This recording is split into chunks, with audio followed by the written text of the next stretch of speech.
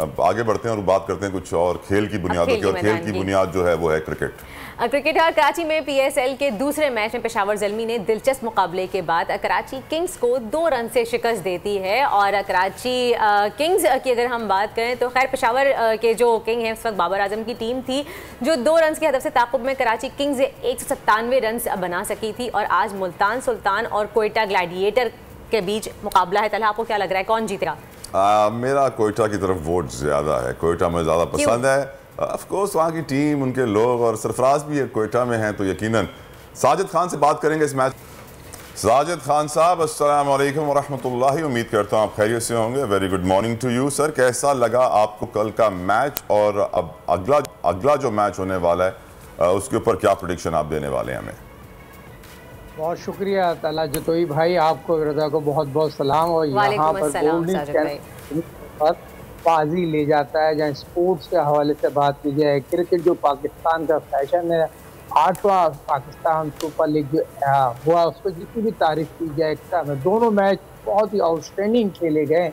उस मैचों की अगर बात की जाए, शॉर्ट फॉर्मेट की क्रिकेट में इस तरह की उम्मीद रख रहे थे। कल के मैच में जिस तरह बहुत ज़्यादा हाइट बढ़ा दी गई थी, बाबर वर्सेस कराची का जिस तरह मैच था, बाबर को जिस तरह आरो हाथों लिया और बाबर क्रिटिसाइज कर रहे थे आमिर और अहमद वसीम, मगर बाबर ने जिस तरह कप्तानी करी, जिस तरह आउटस्टैंडिंग इनिंग खेली, उसकी जितनी भी तारीफ की जाए कम है। ये बात तो तय है 2023 में बाबर ही पाकिस्तान टीम का कप्तान है, और तीनों फॉरवर्ड कैप्टन तमाम उन लोगों को मुंह की खानी पड़ गई जो बाबर को हटाना चाह रहे थे। इस तरह मैच की बात की जाए तो मैच कराची जितने भी चाह रही थी, बैट का देखा जाए, अगर शोएब मलिक, जिस तरह मेरे शागिर्द ने 22 साल उन्होंने क्रिकेट की खिदमत की है, 500 से ज़्यादा ट्वेंटी मैचेस खेले उसने, और जो इनिंग उसने खेली है उसका तो कोई नेमल बदल नहीं है। अहमद वसीम ने हालांकि कप्तान इनिंग खेली है, बहुत ही आउटस्टैंडिंग इनिंग खेली है, मगर मैच को फिनिश नहीं कर सके। मैच को जीतना चाहिए था कराची को, हालांकि पेशावर में बैट कप्तानी तो नहीं कहूँगा, बैट फील्डिंग उन्होंने की, बहुत कैचेज छोड़े और वहाब ने छोड़ा, जिस तरह मैं कहता हूँ इस तरह के कैचेस नहीं होना चाहिए, कैच विन द मैचेस।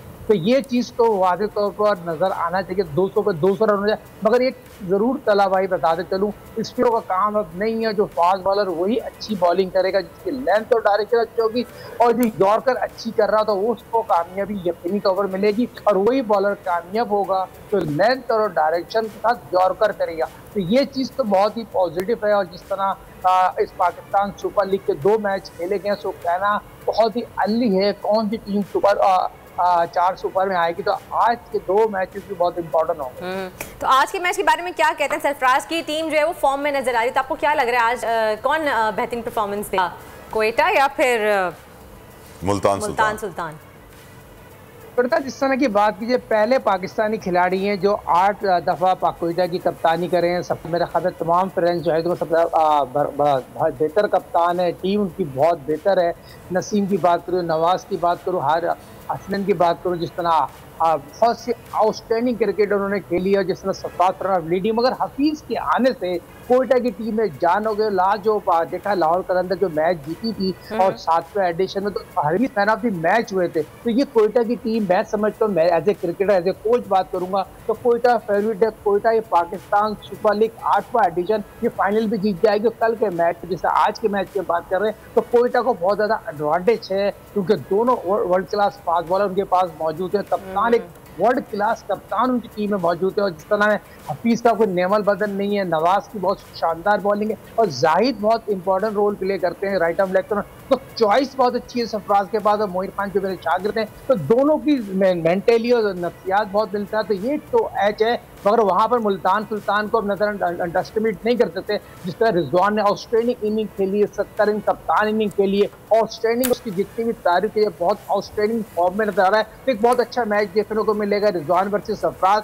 तो यही लोग तवक्को रखते हैं। मैं ये समझता हूँ कोयटा में, और कोयटा ये मैच जीत वैसे होना भी चाहिए था साजिद भाई, ये होना भी चाहिए था रिजवान वर्सेस सरफराज, ताकि दूध का दूध और पानी का पानी हो जाए। Thank you so very much Sajid भाई, आपने सुबह में वक्त दी और आपका बेहतरीन तज्जिया।